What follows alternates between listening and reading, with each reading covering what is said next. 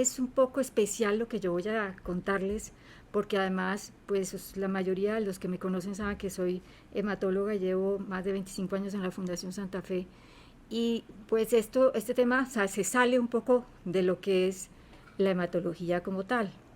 Yo he hecho muchos estudios diferentes a la hematología, precisamente porque en esa panorama que tenemos los hematólogos de ver desde el comienzo pacientes que sufren mucho, familias que sufren mucho, la pregunta mía era, bueno, ¿y qué más le podemos aportar a un paciente fuera de quimioterapia, radioterapia, medicamentos y pues todo lo que corresponde a la medicina occidental? Pues exploré muchas áreas y he estudiado programación neurolingüística, mindfulness, sanación pránica, acupuntura, hemoxibustión, homeosiniatría, todo lo que ven en la lista. Y la verdad, después de explorar y explorar, me encuentro con un mundo muy interesante que fue la medicina tradicional china. Cuando se abre para mí ese mundo entran varias opciones y en ellas la más importante es el Qigong o Qigong, muy poco conocido en nuestro medio. En realidad lo que se conoce más en nuestro medio es como el Tai Chi, eh, sí, creo que es como la acupuntura en general es lo que más conocemos también. Vamos a ver por qué les hablo de esto. Estudiando y estudiando encontré dos instructores, disculpa, que fueron para mí como la base de todo lo que yo había buscado, que integra la calidad de vida que se debe tener tanto para personas que han tenido enfermedades importantes como para quienes no la tienen. Es decir, es cómo manejamos una calidad de vida. Por ejemplo, Sifu, el doctor Jerry Alan Johnson, que es americano, se entrenó con muchísimos maestros chinos y lo más interesante de todo es que él, desde el punto de vista occidental, extrajo todos los secretos de la medicina tradicional china, del Qigong médico y de la práctica de artes marciales y el misticismo para compartirlo y para entregarlo a sus pacientes. Él se dedicó mucho a lo que era la oncología, o lo que es la oncología, lo digo que se dedicó porque ya nos está enseñando, pero ya él no desea practicar más. Pues bien, les voy a compartir poco a poco, si pueden tener con ustedes un papelito y un esfero, me encantaría, porque voy a hacer algunas preguntas que no pretendo que contesten en este momento en un periodo de corto tiempo como el que tenemos ahora, pero que de pronto, si se las hacen en algún momento dado, puede tener mucho significado. Por ejemplo, ¿qué me dice la enfermedad? ¿Qué me dice a mí esta enfermedad que estoy viviendo? ¿Qué no estoy haciendo bien? Dentro de todo lo que hago, ¿qué no estoy haciendo bien? ¿Cómo estoy manejando mis emociones? Lo que vieron con la doctora Soraya Aparicio hace un momento. ¿Qué situación impactó tanto en mi vida que me afectó? ¿Y cómo he tratado mi cuerpo? Hazte esas preguntas. Si tienes la oportunidad de respondértelas para ti, no necesitamos compartirlas, simplemente es comenzar a desenredar esa madeja que tienes en el alma por todo lo que has vivido. En muchas ocasiones ha sido muy difícil, o lo que se viene en algunos de los casos. ¿Cuáles son mis prioridades? Pues bien, todo eso nos gusta. Los viajes, la moda, los carros, el último modelo, el dinero, etc. Y eso no está mal. Todo eso es parte de nuestra vida.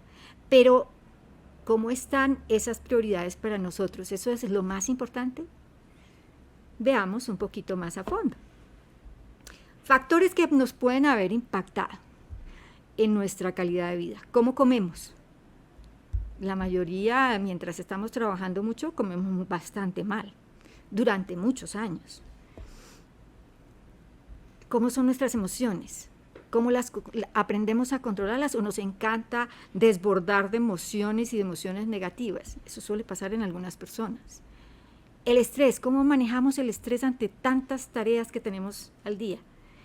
¿Nos preocupa eso o simplemente vivimos como vamos pudiendo día a día y sin tener tanta control sobre esto? ¿En qué medio vivimos? ¿Está contaminado? ¿Y cómo es nuestro patrón de sueño? Pues bien, en la medicina tradicional china, sí, a diferencia, y en esto puedo contradecir con mucha certeza a la doctora Soraya Aparicio, porque pues es la medicina occidental, pero aquí realmente hay mucha evidencia de cómo las emociones nos fueron generando enfermedad. cómo aquello que ocultamos, como decía ella, que tapamos, que no queremos ver, independiente de la emoción que sea, nos va a generar un tipo de enfermedad diferente. Para la medicina tradicional china, por ejemplo, tenemos la tristeza, esos duelos que no son realmente bien vividos, que son mantenidos en soledad y con un gran impacto emocional, generan trastornos de pulmón. Lo que es, por ejemplo, la ira intensa, incontrolable, esa persona que no se contiene, que lo tiene todo guardado, nos afecta a hígado.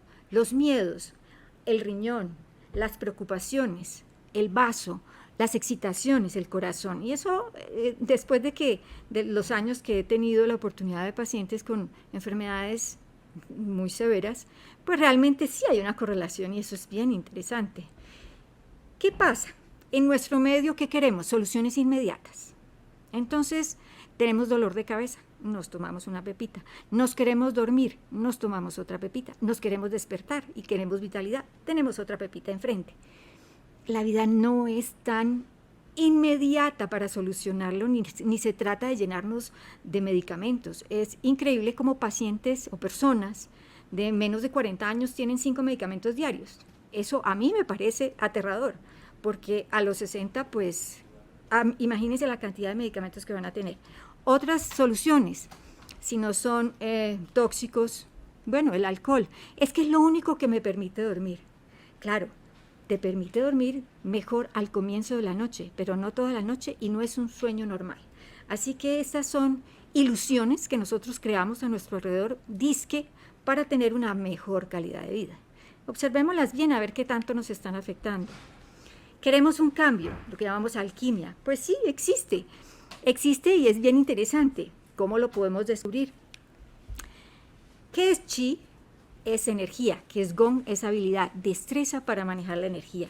Hay cosas que vemos que nos parecen increíbles, como la producción de fuego y cosas de ese estilo que se ven en las prácticas marciales. Pues eso existe, pero pues no pretendo decir que nosotros en nuestro medio vayamos a hacer ese tipo de actividades o sea nuestro interés, no. Pero sí podemos aprender de las técnicas del Qigong, por ejemplo la meditación.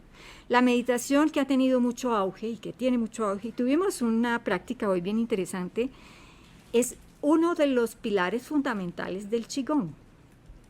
Es lo mismo que el mindfulness. Es decir, todas estas herramientas las utiliza el Qigong no solamente desde ahora, sino de miles de años atrás. Miles. Y eso está bastante bien descrito. Entonces, ahí no hay nada nuevo, solo que nosotros no lo conocemos porque nuestro medio, eso nos hace perder tiempo o porque simplemente no podemos porque tenemos muchos pensamientos que se nos atropellan en la mente, entonces yo no puedo meditar. Y resulta que es más sencillo de lo que parece, es cuestión de entrenamiento y de interés, como todo. Todo lo que queramos hacer en la vida, pues requiere interés. Visualización, cómo aprendemos a visualizar, cómo aprendemos a ver las cosas, a imaginarlas. Resulta que en la vida, desde pequeños, nos han limitado la imaginación.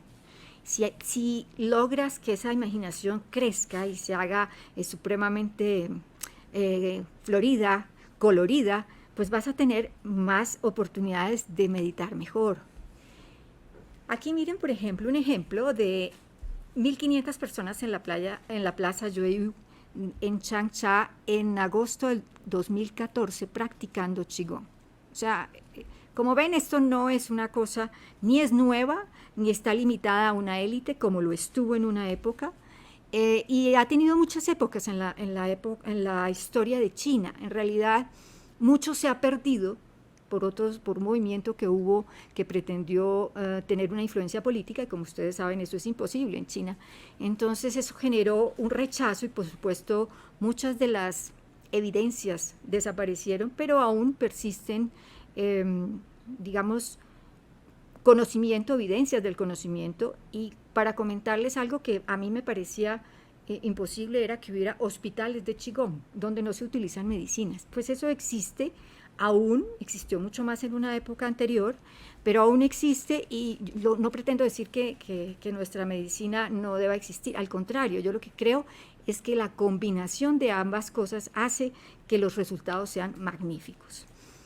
Se utiliza también el sonido. No sé si ustedes han escuchado de estas figuras del agua de Masaru Emoto, que es un japonés que se dedicó a lograr que en la molécula de agua se impactara por algún sonido en particular, bien un sonido positivo o bien un sonido negativo. Y eso hace formas completamente diferentes. Y como ven aquí, las formas del amor, de las gracias, de la melodía, digamos, homogénea y bonita, una sinfonía, es muy diferente al heavy metal o al odio y a ese tipo de emociones negativas o de palabras negativas que hacen que el agua, que es la que retiene información energética, cambie su forma. Y esto está claramente demostrado y no es nuevo. El Qigong se basa en esto, que esto sí lo conocemos, la acupuntura. Resulta que la acupuntura está basada en esa cantidad de meridianos que vemos allí. Son muchísimos los puntos energéticos que existen. Esto es real. Esto no es algo inventado y que realmente bien manejado con personas que tienen experiencia en acupuntura, vemos que los resultados son espectaculares. El Qigong se basa en cómo estimulamos todos esos meridianos energéticos de la mejor forma posible, o bien estimularlos o bien aplacarlos, por decirlo así, cuando están súper estimulados, para lograr un balance. La idea es lograr un balance de todos esos meridianos que son los que manejan la energía de todos los órganos y de todos los tejidos del cuerpo humano. El Qigong no es una religión, la pueden practicar personas de cualquier creencia religiosa o espiritual. Eso no tiene nada que ver con religión, pero sí es una práctica en cierta forma espiritual, porque lo que se pretende es esa combinación de la mente, del cuerpo y del espíritu. Es increíble, pero esto me hace recordar que en una de las prácticas que teníamos con un grupo internacional, uno de los israelíes, que era judío, mencionó algo que me pareció muy bonito después de la práctica, y dice que él venía de una familia muy practicante, muy religiosa, y que habiendo practicado toda su vida, tendría alrededor de unos 28 años, era la primera vez que lograba sentir realmente la presencia de Dios en su cuerpo, de espiritualidad en su vida. Eso me pareció un testimonio hermoso. ¿Quién lo puede practicar? Todo el mundo. La verdad, a cualquier edad, porque además está adaptado a lo que puedes hacer. Esto no es una competencia de habilidades. Cada uno va haciendo lo que va desarrollando, va reconociendo su cuerpo, va identificando qué es lo que lo hace feliz, qué lo mejora y cómo se conecta mejor con ese mundo cuerpo, mente, espíritu. Es la conexión con el universo. Y esta imagen parece imposible, pero la verdad es de las cosas maravillosas que uno puede lograr con la imaginación y con la meditación. Es un estilo de vida, no es algo que uno haga 5 minutos y ya se soluciona todo en nuestras vidas y todos quedamos armónicos y el mundo quedó perfecto. Eso es totalmente falso. Si nosotros practicamos y estamos haciendo cosas en contra de nosotros mismos o de los demás, pues deja de ser una práctica productiva. Es un estilo de vida en todos los momentos del día. Las emociones, que a veces son tan mal reconocidas, pues la verdad es que todos las tenemos, son absolutamente normales. Como decía la doctora Aparicio hace un momento, no pretende no ser feliz todo el tiempo, porque además eso no es sano y eso no es humano, pero sí es cómo manejamos esas emociones, porque no nos podemos quedar en la ira, no nos podemos quedar en el temor, no, es cómo mejoramos, cambiamos y nosotros mismos vamos reconociendo cómo volvemos a ese estado de paz con nosotros mismos y con los demás. Tiene evidencia tan clara como, por ejemplo, el control de la tensión arterial, el control de la regulación del metabolismo, del peso, en enfermedades cardiovasculares. Ustedes pueden mirar y realmente hay mucha evidencia ya claramente reconocida. Eso no es algo nuevo. ¿Cómo manejo los dolores? ¿Cómo manejo todo eso que precisamente en el caso del mieloma o de las enfermedades de las células plasmáticas son parte de los síntomas tan importantes y que podemos ayudar a controlar? No quiere decir que no necesitemos medicamento para el dolor, pero cómo nosotros contribuimos a que ese dolor no sea tan intenso, a que podamos manejarlo mejor, a que nuestros medicamentos día a día sean en menor cantidad. Tumores, por ejemplo, como les decía, mi maestro Jerry Alan Johnson se dedicó toda su vida a la oncología y a mí me parecía algo tan espectacular y al principio como que eso iba en contra de todas mis creencias y mis estudios de tantos años, y cuando comienzo a ver los verdaderos testimonios, pues queda uno realmente derretido, sorprendido, el gran plop, pero es algo muy bonito porque es ver cómo sí te ayuda, pero si no pones de tu parte, eso no va a servir. Si no hay cambio en tu vida, el tratamiento Qigong no te va a servir. O sea, si no se combina con esa decisión tuya de cambio, no tiene ningún sentido. Por ejemplo, decía, los tumores cerebrales son los más fáciles de tratar con Qigong, y a mí me parecía increíble porque uno, pues, después de ver todos los pacientes que ve, pero también depende de si el paciente quiere sanar o no. Nos contaba de un caso de un señor que le trató y que mejoró, y que todos mejoran, pero pues vienen las recaídas o viene la progresión. Este señor, este paciente, resulta que estaba en pleno proceso de divorcio y que en realidad si sanaba, perdía la atención de su mujer, entonces él no quería sanar y de hecho no sanó.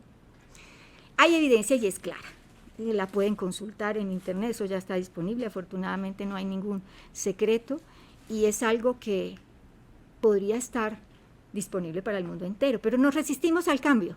¿Cuáles son los motivos? Claro, es que yo lo que creo es esto y punto.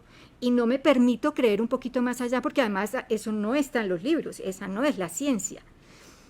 No tengo confianza en mí porque no la tengo, porque no me enseñaron. Pero resulta que si tú miras y vas, por ejemplo, sales de compras o vas a algún sitio y de pronto entras a un sitio y sientes que ese sitio es como, ay, qué energía tan pesada, qué energía tan desagradable. Resulta que esa es la energía que te está llegando y tú la estás sintiendo. Lo que pasa es que no la reconoces, la estás limitando por la cantidad de información que has tenido en tu vida y porque eso no existe, porque eso es imposible entre nosotros y en realidad no es imposible. Desarrollar esas habilidades intuitivas sí existe y está en nosotros. Eso realmente eso no está fuera de nosotros, lo que pasa es que lo hemos apagado durante nuestra vida o no lo han apagado y la idea es cómo lo recuperas, cómo vuelvo yo a esas creencias, cómo evito esas ganancias secundarias de las que mencionaba anteriormente, porque a veces esas quejas se vuelven infinitas en los pacientes, porque es que hay ganancias. ¿Será que tú estás obteniendo ganancias secundarias de tu enfermedad? Piénsalo, míralo. Objetivamente, no es ni un regaño, no, es simplemente hasta qué punto yo estoy contribuyendo a que esas molestias sean parte de mi día a día, y lo digo porque en la familia tenemos personas así, donde uno ve que esos dolores ya no son tan físicos, están allá adentro y que hacen que simplemente sea la persona que quiere recibir atención, y lo logra a través del dolor, de la molestia. ¿Qué tal si decides cambiar? Eso sería espectacular. Si dentro de lo que te ha enseñado ese trastorno en tu vida, de un diagnóstico tan diferente, podemos cambiar. Tomemos esa nota, ese papelito, ese lápiz y miremos algunas cositas. ¿Estoy participando en mi calidad de vida? ¿Cuál es mi actitud? ¿Estoy negando mi enfermedad o ya la acepté? Eso es parte de la evolución y evolución normal de todas las cosas negativas que nos pueden suceder. ¿Tomé acción o simplemente estoy en una actitud pasiva de la que no he podido salir y que todos me resuelvan? Sí, como decía la doctora Soraya hace un momento, se nos exige autosuficiencia, pero también como latinos somos personas que queremos que todos nos lo resuelvan, ¿sí? Y que si llamamos a la secretaria del doctor, entonces que todo ya esté resuelto, pero yo no hago nada porque la secretaria del doctor me va a resolver todo. Y así toda nuestra vida. Entonces, ¿hasta qué punto nosotros estamos tomando acción con respecto a lo que nos está pasando, que es nuestro, no es de los demás? ¿Cómo es esa autoevaluación de la que ya hablamos durante toda esta jornada? ¿Cómo es ese patrón de sueño del que tanto hablamos y queremos dormir 8 horas diarias, lo que eso ya no es posible porque ya no tenemos 15 años, 10 ni 8, entonces ya no vamos a dormir 8 horas diarias, de pronto tus sueños no son sino 5 y eso está perfecto. Lo importante es que tú tengas una vida normal con 5 horas, algunas personas 4, otras sí necesitan 7, fantástico. Tú no tienes que ser un libro en el que tenga que darse exactamente la misma cantidad de sueño para todo el mundo, no, eso no es así. Entonces, consideremos nuestra individualidad y no pretendamos dormir 8 horas porque eso no va a pasar. Entonces, si vamos a dormir 5, acomodémonos para tener otras actividades, pero no nos quejemos de que no dormimos, porque sí dormimos. De pronto no las horas seguidas, pero podemos mirar. La alimentación ya la hemos hablado mucho, pero es cierto que la hemos descuidado mucho en nuestra vida. Si ustedes miran uno en la época de estudiante, universidad, ¿qué come? Lo que puede a la hora que puede. Entonces, mirar eso, a ver cómo lo podemos cambiar. Las razones de sufrimiento más importantes están en los apegos. Apegos a esas personas, a las cosas, a los sitios, al montón de cosas que tenemos. Si tú vas y miras tus cosas, ¿qué necesitas realmente de todo eso? Yo creo que puedes cambiar un poquito el panorama si miras realmente con mucha objetividad qué tanto necesitas lo que tienes en tu vida y qué tanto apego tienes a las cosas, ¿sí? ¿Estoy apegado a qué? ¿A qué me apego? ¿Por qué me cuesta trabajo pensar en la muerte? La muerte es una tarea de todos, a todos nos toca, todos nos vamos a ir. No sabemos cuándo, afortunadamente, porque si le dijeran a uno cuándo, pues sería complicadísimo el asunto. Pero nos vamos a ir, entonces no importa. Preparémonos siempre para eso y disfrutemos es lo que tenemos hoy, lo que somos hoy, pero no, digamos que no nos apeguemos a eso que es lo que nos condiciona el sufrimiento. Como decía mi maestro, a lo que son las cosas, las personas y los lugares. ¿Cuáles son los valores en tu vida? Una pregunta que deberías anotar ahí en tu libreta. ¿Cuáles son tus valores en tu vida? Todo esto es para cuidadores y pacientes y para todos nosotros. Siempre debemos como mirar un poquito eso, a ver realmente qué nos hace vivir. Nuestro cuerpo es diferente al de los demás. A mí me parece muy bonito y muy triste el paciente que llega y dice: es que mi madre tuvo cáncer de no sé qué y deshice más y hace una lista enorme. Y mi tío, y mi abuelo, y mi primo. Y además tienen todo un catálogo de enfermedades que ha habido en la familia y resulta que yo no soy ni mi tío, ni mi abuelo, ni mi mamá, ni nada de eso. Mi cuerpo es diferente al de los demás. Yo tengo que cortar con ese patrón genético. El que lo tenga no quiere decir que voy a tener lo mismo que los demás. Es que sufrieron y entonces yo voy a sufrir de eso. No cargues esos abrigos genéticos, quítatelos de una vez. No todo tu cuerpo está enfermo. Si tienes una enfermedad, hay tejidos que no están funcionando bien, pero no todos están mal. Mira aquello que está bien, disfruta aquello que está bien y eso te va a ayudar a mejorar lo que no está bien.